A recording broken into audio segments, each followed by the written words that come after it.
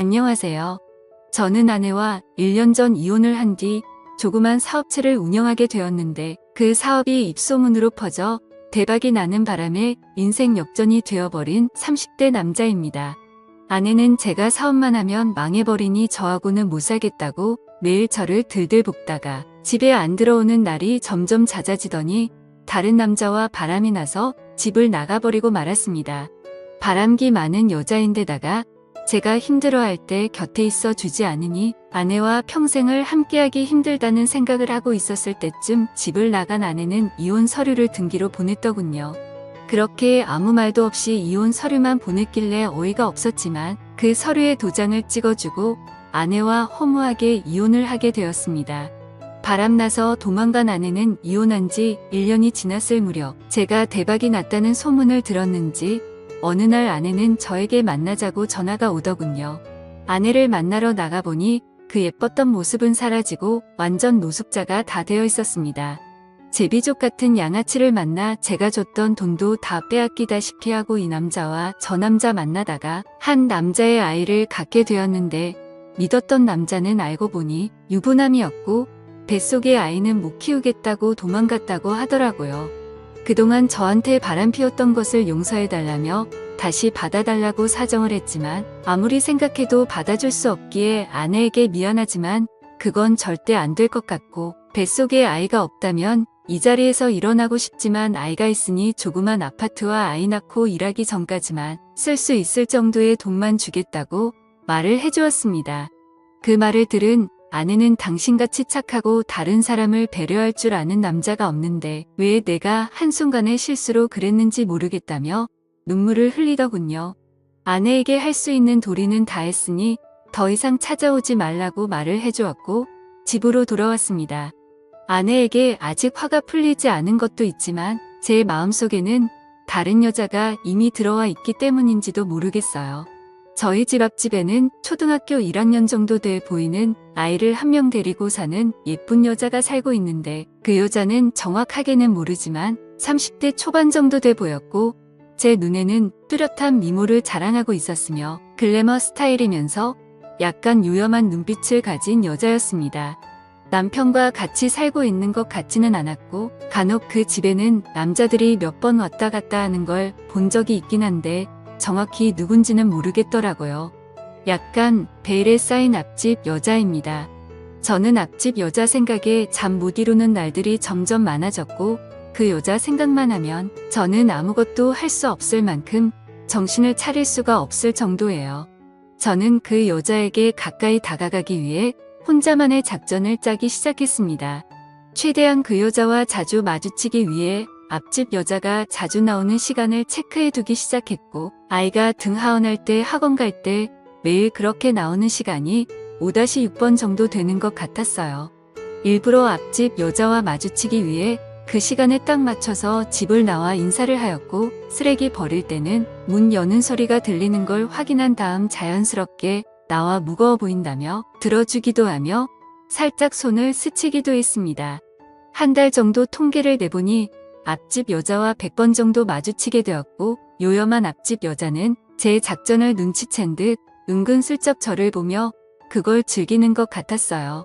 앞집 여자는 잘생기고 친절한 제 모습에 조금씩 반응을 보이기 시작했고 어느 날 저에게 저기 제가 착각한 거라면 죄송한데 아무리 봐도 일부러 저 나올 때 맞춰서 나오시는 것 같은데 맞죠? 예전에는 여기 사람이 사는 게 맞나 싶을 정도로 얼굴 뵙기 힘들었는데 요 근래에는 아들 등하원 시간도 그렇고 지금도 이렇게 제가 나올 때마다 얼굴 도장 콕콕 찍으시잖아요. 일부러 저 나오는 시간에 맞춰서 나오시는 거죠? 그쵸? 라고 말을 하는 겁니다. 정말 부끄럽고 창피해서 얼굴이 화끈거리더군요. 어차피 들킨 거 저는 더 이상 숨길 필요가 없다는 생각이 들었고 너무 예뻐서 친해지고 싶었어요. 그러다 보면 연락처도 주고받을 수 있을 테고 왠지 저랑 이야기 코드가 잘 맞을 것 같아서 친해지다 보면 술 친구도 할 수 있고 절대 딴 맘 먹어서 그러는 거 아닙니다. 저 나쁜 사람 아니에요. 하고 말을 해주었습니다. 그 여자는 웃으면서 본인은 눈이 높은 여자라서 아무하고 안 만나는 데다가 말도 잘 안 섞는데 제 얼굴이 잘생긴 편이고 거짓말도 안 하고 솔직하게 말해줘서 재미있다며 저에 대해 더 알아보고 싶다고 하는 겁니다. 웃는 모습은 처음 봐서인지 너무 예뻐 보였고 저도 모르게 넋을 놓고 쳐다보고 말았습니다. 다시 정신 차리고 이름을 물어보았는데 곧톡 빠지겠어요. 안 하고 다무세요. 저 원래 제 이름 다른 사람들한테 잘 안 알려주는데 김미라예요. 왠지 저보다는 나이가 많으신 것 같은데 편하게 지낼 거면 오빠라고 불러도 돼요. 하고 거침없이 저에게 말을 했습니다. 얼굴도 예쁜데 성격도 시원시원해서 좋더군요. 저 역시 강민준이라는 이름을 알려주었는데 갑자기 미라 씨는 제 손에 있던 핸드폰을 가져가더니 자기 번호를 저장하는 겁니다. 그러면서 몰래 훔쳐보지 말고 당당하게 연락하고 싶으면 연락하라고 말을 해주었고 거침없는 미라 씨의 말 한마디에 제 심장은 쿵쾅하고 뛰고 있었습니다. 미라 씨는 연락처도 주고받았으니 기념으로 술 한잔하자면서 집에 같이 사는 사람 있냐고 물어보았고 1년 전에 이혼하고 혼자 산다고 말을 하니 밤 10시 넘어서 아이 재우고 저희 집으로 올 테니 술상을 준비해달라고 말을 하더라고요. 예상치도 못했던 속전속결의 전개라 당황하긴 했지만 한편으로는 너무 좋아서 미치는 줄 알았어요. 그렇게 도도해 보이고 무뚝뚝해 보였던 미라 씨가 이렇게 쉽게 나에게 넘어오다니 제가 여자를 꼬시는 능력이 있긴 있나 봅니다. 집으로 들어와 떨리는 마음을 진정시켰지만 미라 씨가 오기로 한 그 시간까지는 아무 일도 할 수 없었고 오직 앞집 여자 김미라 생각뿐이었습니다. 저는 속으로 이게 사랑인가? 아니면 그 여자를 갖고 싶은 욕망일까? 미라 씨를 오늘의 여자로 만들 수 있을까? 아니야. 너무 급하게 다가가면 오히려 역효가 날 수 있어. 오늘은 참고 일주일 뒤에 아니면 한 달 후 하며 온갖 상상을 다 했습니다. 빨리 먹은 음식에 취한다고 일단 한 달 후로 디데이를 잡고 천천히 단계를 밟아가기로 생각했습니다. 하지만 남녀관계가 계획을 세운다고 그 계획대로 되는 건 아니잖아요. 미라 씨가 먼저 요구하면 저도 못 참고 어쩔 수 없이 그때 마음 가는 대로 하기로 생각하고 저 혼자 미라 씨를 생각하며 후끈 달아올랐습니다. 이렇게 저 혼자 뜨거워지고 있는데 순간 미라 씨도 내 생각을 하고 있진 않을까 하는 생각이 들었고 저는 확인하고 싶은 마음에 미라 씨에게 전화를 걸어버리고 말았습니다. 미라 씨는 바로 전화를 받았고 상냥하고 애교 섞인 목소리로 어머 오빠 이따 만날 건데 뭐가 그리 급하다고 연락처 준 지 얼마 되지도 않았는데 전화하는 거예요. 안 그래도 몇 시간 후에 오빠 만날 생각에 설레고 있었거든요. 오빠도 내 생각하고 있었나 봐. 오빠 목소리가 이미 들떠 있어서 다 티나요. 거짓말 못하는 성격이죠. 얼굴은 되게 남자다운데 성격은 되게 귀엽네요. 늦지 않게 갈 테니 기다리세요. 라는 말을 시작으로 10분 정도 대화를 하고 전화를 끊었습니다. 목소리만 들어도 이렇게 떨리는데 막상 만나면 저도 모르게 늑대로 변할까봐 조심하고 또 조심하자는 생각이 들었고 혼자 사는 집이라 집이 너무 지저분해 보여 미라 씨를 맞이하기 위해 청소를 하며 정리를 하기 시작했습니다. 저는 미라 씨가 뭘 좋아하는지 몰라서 집에 있는 음식들과 모든 술을 다 꺼내 미라 씨와의 첫 만남을 기다리고 있었습니다. 밤 10시 20분쯤 현관 벨소리가 울렸고 저는 그 소리를 듣자마자 총알같이 달려나가 문을 열어주었는데 미라 씨를 보고 저도 모르게 깜짝 놀랐습니다. 평소 봐왔던 미라 씨가 아니더라고요. 검은색 짧은 원피스 차림이었는데 쭉 뻗은 다리는 상상을 초월할 만큼 아름다웠고 평소에는 늘 헐렁한 바지를 입고 다녀서 몰랐는데 그렇게 예쁜 각선미를 가진 여자인지는 몰랐거든요. 얼굴은 화장을 한 듯 안 한 듯 연하게 했는데 그 모습이 더 예뻤고 지적이고 청순한 모습이었습니다. 헤어스타일 역시 평소와 다르게 머리카락을 질끈 뒤로 묶었는데 그 모습 역시 정말 예뻤습니다. 제 심장은 더 빨리 뛰기 시작했고 미라 씨에게 지금까지 봐온 미라 씨의 모습 중에 최고로 아름답다고 말해주었어요. 부끄럽게 오빠 고마워요. 원래 그런 말 결혼 전에 많이 듣긴 했어요. 오빠가 여자 얼굴 볼 줄 아는구나 하며 저에게 윙크를 하는데 여자한테 윙크를 처음 받아봐서 저도 모르게 미라 씨 앞에서 바보같이 해해하고 웃어버리고 말았습니다. 남자 혼자 사는 집이라 조금 더러워도 이해해달라고 말을 하였고 미라 씨는 괜찮다며 집에 초대해줘서 고맙다고 저에게 악수를 청하더군요.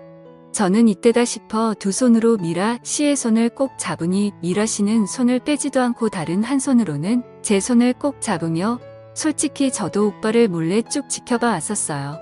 워낙 얼굴도 잘생겼다가 한 번씩 매너 있는 모습이 눈길이 저도 모르게 가더라고요. 오늘 같은 날을 내심 기다리고 있었어요. 조금 더 빨리 다가와 주지는 제가 원래 좀 직설적이라 놀라지 마요.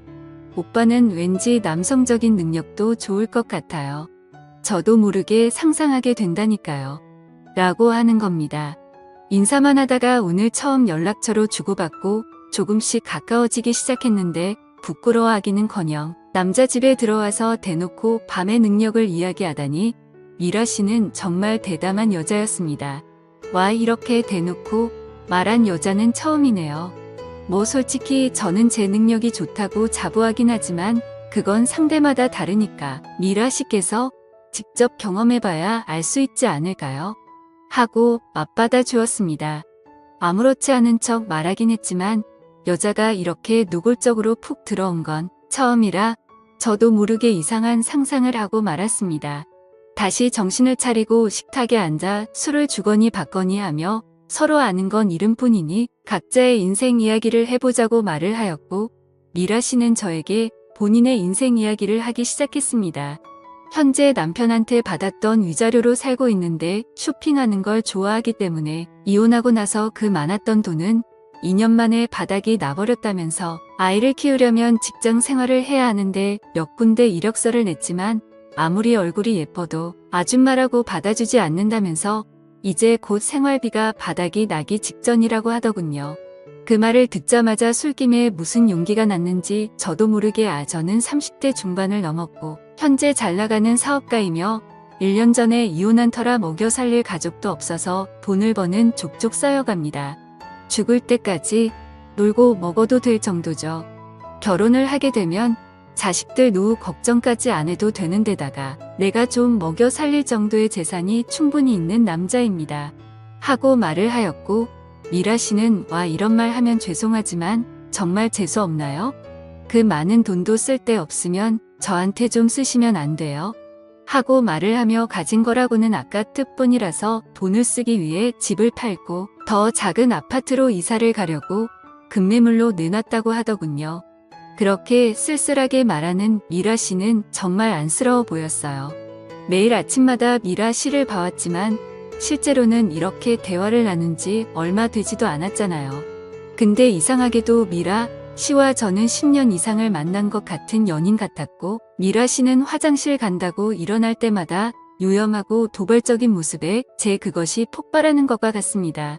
저는 여자를 많이 만나봤지만 이런 적은 한 번도 없었던 터라 묘한 기분에 도저히 참을 수가 없어 손을 뻗어 미라 씨의 손을 잡아버리고 말았습니다.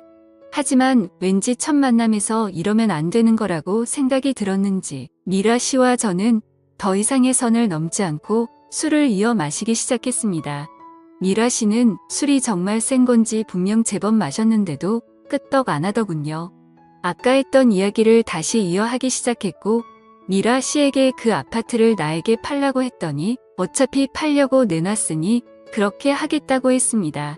그 아파트 나한테 팔고 어디로 갈 거야? 갈 곳 있어? 하고 자연스럽게 말을 놓으며 질문을 했더니 갈 곳이 없으니 원룸 하나 얻어 아이 키우며 아파트 판 돈은 생활비와 교육비에 쓸 예정이라고 하더라고요.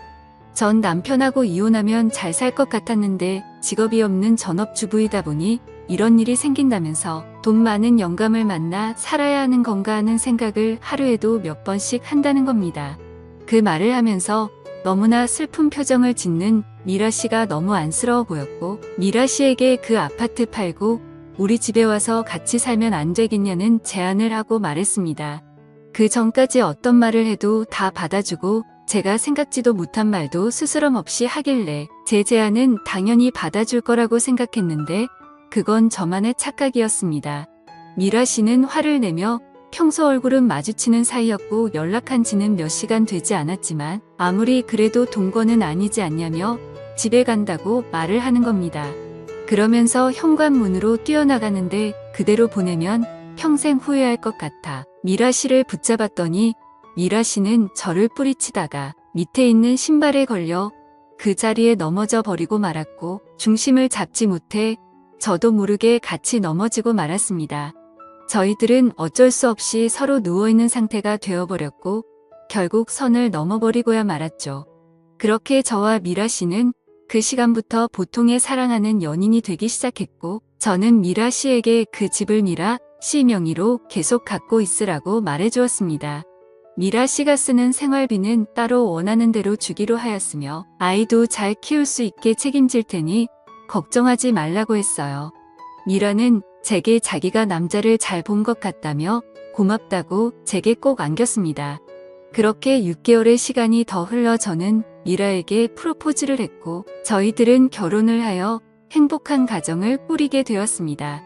현재 미라는 제 아이를 임신하였고 미라의 아들을 제 아들처럼 잘 돌봐주고 사랑을 듬뿍 주고 있습니다. 미라와 저는 앞집, 남자 앞집 여자로 만났지만 이제는 미라가 행복하게 살 수 있도록 더 사랑해 줄 것을 약속하겠습니다. 저와 미라의 행복한 결혼 생활을 축하해 주시기 바랍니다. 제 사연을 들어주셔서 감사합니다.